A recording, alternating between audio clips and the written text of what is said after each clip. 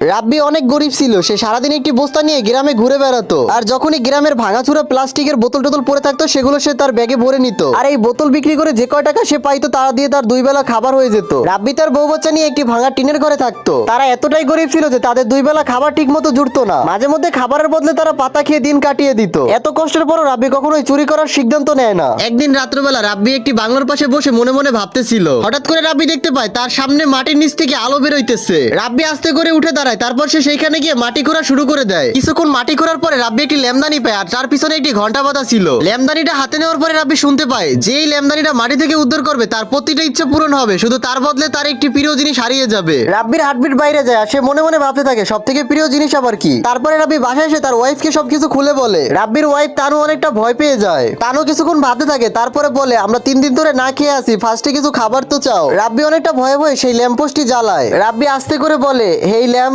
আমাদের কিছু